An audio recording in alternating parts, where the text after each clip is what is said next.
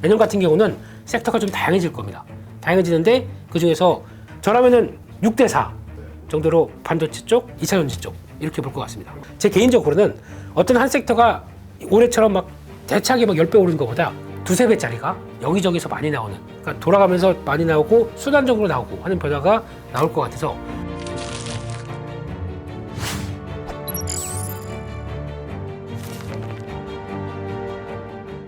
SK하이닉스가 지금 지난번 사이클 2020년도, 21년도 그때 사이클 때는 시총이 한 100조 조금 넘어갈 정도, 한 110조, 120조 요 사이 정도쯤에서 그때가 한 15만 원이었습니다. 고가가. 네, 지금 14만 원입니다.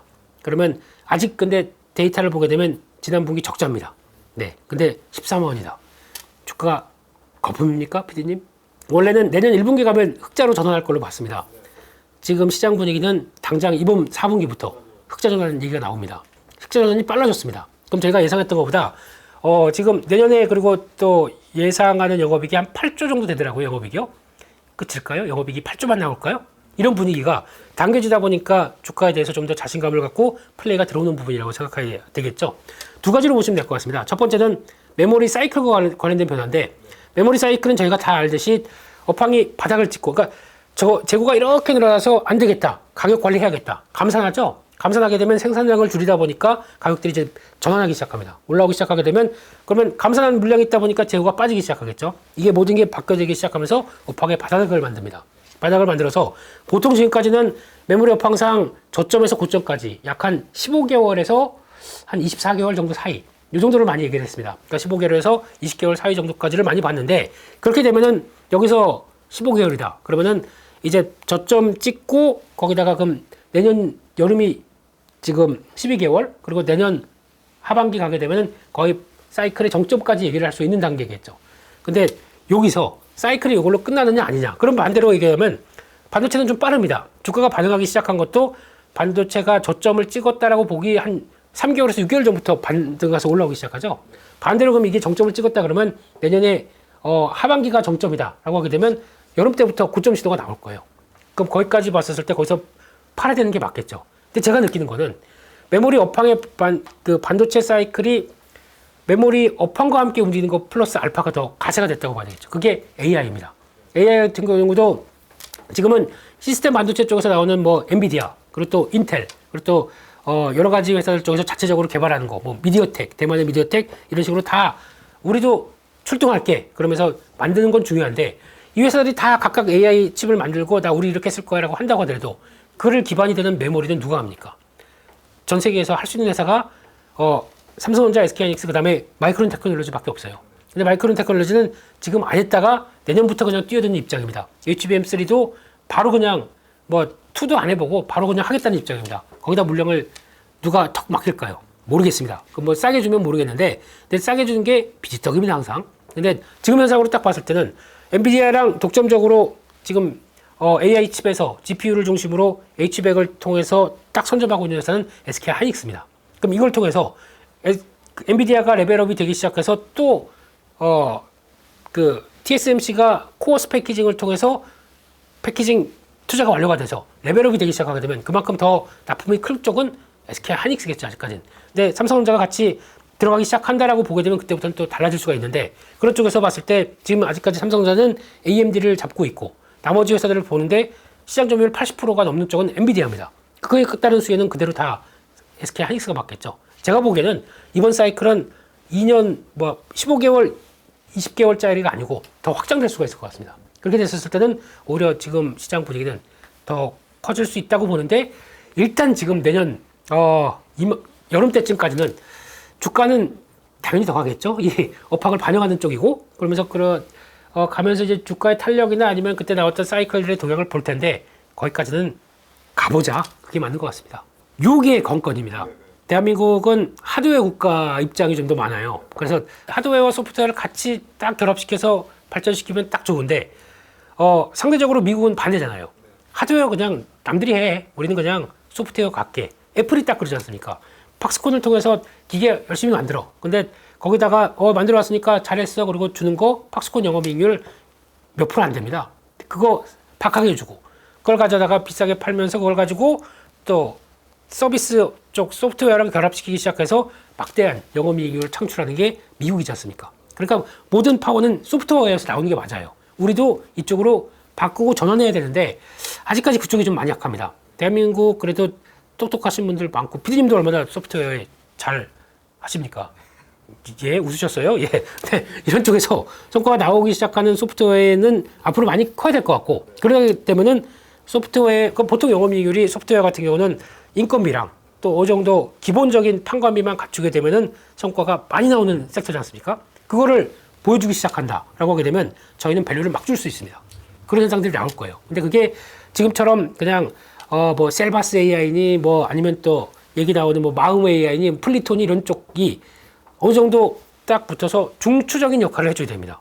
네, 그러면 이번에 갤럭시 S24에서 만약에 가우디죠? 이쪽에서 성과를 내서 이걸 가지고 AI 쪽에 끌어내는데, 그러니까 지금 온디바이스 AI 쪽에서 성과를 내는데 거기서 결합돼서 중추적인 역할을 하는 AI 업체가 소프트웨어 업체가 상장된 게 있다. 그건 제조명을 받을 겁니다. 근데 그게 아직까지는 잘 모르겠어요.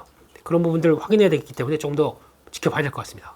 내년 같은 경우도 일단은 금리가 낮아진다는 데 베팅이 들어가겠죠. 근데 말씀하셨던 내용들이 다 어떻게 보면은 성장주 개념들이죠. 네, 이럴 때는 올라갈 때는 성장주가 성장은 하는데 좁혀집니다. 그러니까 2000년대 같은 경우도 막 강하게 부각을 받았던 얘기는 금리 인상 기간 쪽인데 그럼에도 불구하고 앞으로 미래의 성장을 이만큼 할 거야 라고 보다 보니까 투자 아이디어와 자금이 같이 몰렸다고 봐야 되겠죠. 내년 같은 경우는 섹터가 좀 다양해질 겁니다. 다양해지는데 그 중에서 섹터가 다양해지면 시장의 쏠림이죠. 이쪽을 우르르 갔다 이쪽을 우르르 갔다 하는 이런 현상들이 좀 커질 겁니다. 그러니까 제 개인적으로는 어떤 한 섹터가 올해처럼 막 대차게 막 10배 오르는 것보다 한 좀 두세 배짜리가 여기저기서 많이 나오는, 그러니까 돌아가면서 많이 나오고 순환적으로 나오고 하는 변화가 나올 것 같아서 그걸 좀 결론은 뭐냐면은 한쪽에 몰입되는 것보다 그쪽으로 아이디어 충분히 해놓고 어느 정도 차익 실현되게 되면은 요거는 끝까지 가봐야지 하는 물량만 남기고 기다렸다가 또 다른 쪽으로 가고 하는 이런 약간 순환매를 좀 타시면서 좀 다양한 견해를 넓혀놓으시는 게 훨씬 더 매매하시기 좋지 않을까 싶습니다. 저라면 일단 여전히 관심은 반도체 쪽에 많습니다. 많고 그리고 만약에 저한테 뭐 그런 질문 없나요? 뭐 1억 주면 뭐 어떻게 하겠다 뭐 이런 얘기들. 네, 1억 주고 하세요. 근데 중요한 거는 저라면은 6대4 정도로 반도체 쪽, 그 2차전지 쪽 이렇게 볼 것 같습니다. 반도체라면 그 AI 반도체 말씀하신 건가요? 그렇죠. 그러니까 지금 최근에도 보면은 반도체 쪽에서 AI 반도체와 결부되면서 나왔던 거 처음엔 HBM이 나왔었죠. 관련 종목들 장비 쪽이 움직였습니다. 그 다음에는 나왔던 게 시장에서 온디바이스 AI 관련된 쪽에서 또 바람이 불기 시작했고, 그 다음에 또 CXL이라고 하는 쪽, 이것도 메모리죠. 이쪽에서 바람을 불기 시작하고 하다 보니까 반도체가 좋다 보니까, 워낙 좋다 보니까 작은 섹터들이 뭉쳐가면서 막 변화가 나오기 시작합니다. 그런 현상들이 워낙 섹터가 좋기 때문에 나오는 현상이에요. 그 마찬가지로 저도 작년에 그랬잖아요. 2차전지 쪽에서도 또 워낙 또 에코프라가 강하다 보니까 그걸 쫓아갈 만한 섹터 없겠어? 라고 하다 보니까 뭐 장비도 나오고 거기다 뭐 아직 저 멀었다고 하는 전고체 배터리도 나오고 뭐 이런 식으로 또 소섹터가 움직이기 시작하죠. 네, 그런 종목들이 이어지는 변화라고 보는데 중요한 거는 그러면 반도체 쪽에서 SK하이닉스가 꺾이면 안 되겠죠. 꾸준하게 가면서 이런 변화가 나오는 거. 이쪽도 마찬가지일 것 같고요. 또 이런 또 PIM? 네, 이런 얘기도 나오고 있고. 그러니까 같은 기술이 또 뭔가 새롭게 나오기 시작해서 그 트렌드가 만들 것 같다. 그러면 약간 좀 먼 미래라고 생각하더라도 어차피 할 거야. 그러면 막 붙는 현상들이 나올 것 같습니다. 일단은 주도는 레인보우 로보틱스가 했고요. 그리고 그 다음이 두산 로보틱스가 말씀드린 것처럼 협동 로봇의 강자, 뭐 M&A도 할 거고 앞으로 시장이 얼마나 커질 거고 이건 별로 안 중요합니다.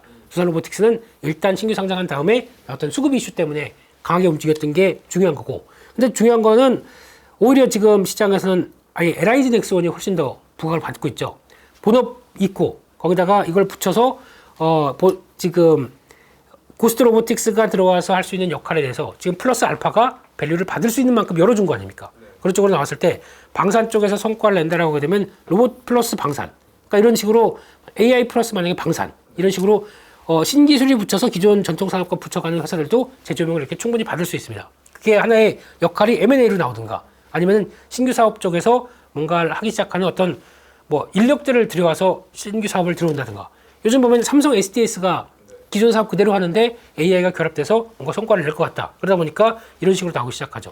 그런 변화까지 보게 되면 지금 핵심은 기존 전통 산업들도 로봇도 물론 마찬가지겠지만 기존 전통 사업들도 지금 나오고는 크게 보면 4차 산업혁명이겠죠. 이런 것들이 하나씩 붙어서 어떤 재평가가 될 수 있는 영역들은 충분히 있다. 이것도 내년에 잘 보셔야 될 것 같고요.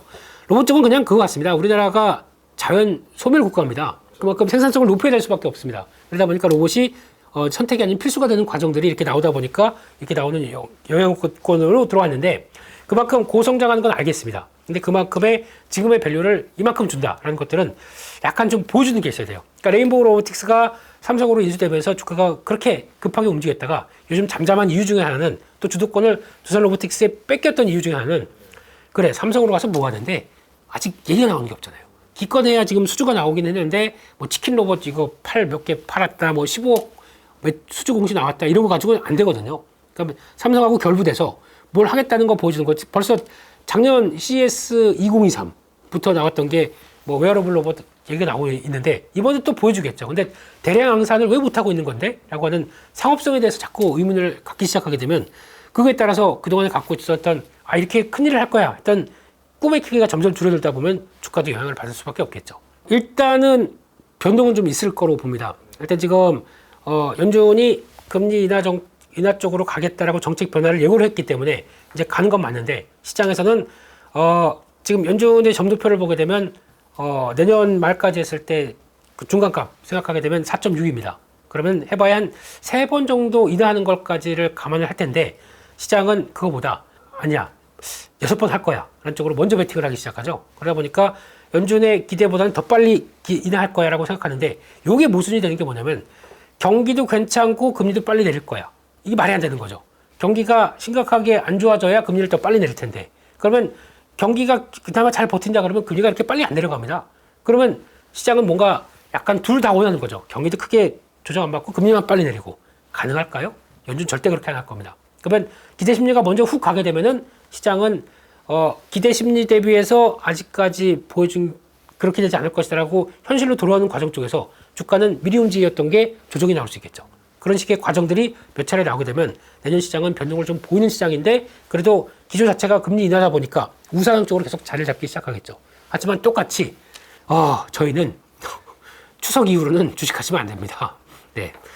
또 돈을 많이 버신 분, 뭐 내년에 어떤 종목들이 막 크게 오른 종목들이 있어서 나 대박 났다라고 한 분들은 분명히 또 거기서도 양도세 이번에 또 결론이 어떻게 날지 모르겠지만 양도세 기준에 넘어간다 그러면 또 물량이 나올 수밖에 없습니다. 그리고 대한민국이 한 지금 7년, 8년째 이런 것 같아요. 하반기에 좋았던 기억이 별로 없습니다. 그렇게 되면은 이번에도 그냥 또 내년 같은 경우는 11월 달에 미국 대선도 있고 여러 가지 글로벌 선거가 엄청 많은 한 해입니다. 그러면 제가 알기로는 미국이 대선이 있을 때 10월 달에 오른 확률이 크지 않았습니다. 그럼 그것까지 생각하게 되면 내년도 똑같이 추석 전까지만 매매하시고 그 후부터는 약간 관망하면서 현금 쌓아놓고 단타만 그게 낫지 않나 싶습니다. 지금 시점에서 주식을 바라보는 입장 쪽에서 그래도 큰 기조가 연준이 바뀌었다라고 하게 되면 지금은 뭐 주가가 올랐다고 하더라도 일단 어느 정도 거의 그러면 이제 수익을 보고 있건 손해를 보고 있건 계좌 자체가 좀 그래도 주식을 갖고 있는 입장 쪽에서 내년을 바라본다라고 하게 되면 여전히 보유 또는 조정받으면 매수 입장은 맞다고 생각됩니다. 근데 여기서 미국 주식이 이만큼 올랐는데 한국은 그만큼 안 올랐습니다. 그러면서 올라갈 준비를 하는 초입인 것 같은데 이걸 바라볼 때 대응은 이제 만약에 미국이 그만큼 올랐다가 조정을 받는다. 한국은 조정을 견딜까요? 이게 모르는 거죠. 그러니까 조정을 같이 나온다고를 감안하게 되면은 미국이 올라가는 것에 대한 부담들 특히 단기 기억이 이만큼 벌어졌어요. 미국도. 근데 조정 패턴이 고점에서만 그냥 횡보하면서 매물을 소화한다든가 아니면 가격 조정이 짧고 빠르게 끝나서 다음으로 간다든가 하게 되면 이런 패턴에 따라서 달라지긴 할 텐데 지금은 현금이 아예 없이 100% 베팅했다. 이건 아닌 것 같습니다. 네. 그걸 가능성을 대비해서 한 10% 20% 정도는 현금 가지고 있다가 흔들리게 되면 사는 게 좋을 것 같습니다. 2023년 고생 많으셨습니다. 매매하시느라고 특히 올해 여러 가지 섹터 종목들이 빠르게 움직이다 보니까 저거 살 걸, 저거 할 걸, 껄껄껄 하다가 올해 다 간 것 같습니다. 내년도 잘못 준비하게 되면 두 번째 껄껄껄 하다가 한 해 다 갈 겁니다. 근데 내년은 바라보기 앞서 말씀드렸던 것처럼 변동성도 좀 출렁임이 나오는 시장으로 보고 있고 일변도로 쭉 가는 시장은 아닐 것 같습니다. 그런 쪽에서 올해 강하게 움직였던 섹터가 있기 때문에 내년에도 그런 섹터 나오고 종목 나도 할 수 있을 거야 생각을 하시지만 막상 벌어졌을 때 그게 준비가 안 돼 있게 되면은 그냥 또 두 번째 껄껄거리 나올 수가 있습니다. 그렇기 때문에 그런 과정을 생각하게 되면 일단 준비를 하셔야겠죠? 하시는데 일단 대한민국의 성장 산업의 두 섹터 여기서 어느 정도 이해도를 갖추시고 그 다음에 작은 종목들이나 섹터들이 움직였을 때도 충분히 내년 같은 경우는 액션을 좀 해보세요. 그냥 간다고 해서 좀 몰랐는데 부담스러운데 라고 하게 되면 그런 것보다 차라리 10줄에도 사보고 액션을 취한 다음에 어떤 투자의 다양한 기회를 만들어내는 게 주식 투자 잘하는 게 별거 없습니다. 움직였을 때 이거 안 되겠다 싶으면 손절하고 된다고 했을 때 따라가 보고 하는 정확한 나의 판단과 그에 맞는 시장 흐름들을 따라가려는 노력 거기서 모든 게 나오지 않을까요? 그러니까 올해 같은 경우도 2차전지가 움직인다. 뭐 아무리 뭐 비싸다 주변에서 말이 많다고 하더라도 내 꿋꿋하게 그냥 시장 흐름들을 맞게 대응하셨다고 하게 되면 누가 뭐래도 수익이 나는 거거든요. 그렇기 때문에 내년도 마찬가지입니다. 어떤 주변에서 비싸고 말도 안 돼 뭐 전문가들도 다 똑같습니다. 전문가들도 다 똑같은 개인 투자자고 심리 다 똑같아요. 흔들리면 같이 흔들립니다. 거기에 너무 흔들리지 마시고 그냥 내가 생각하는 게 맞다. 밀고 가십시오. 지금 하시고 있는 여러분들 투자법이 맞습니다. 응원 드리겠습니다. 감사합니다.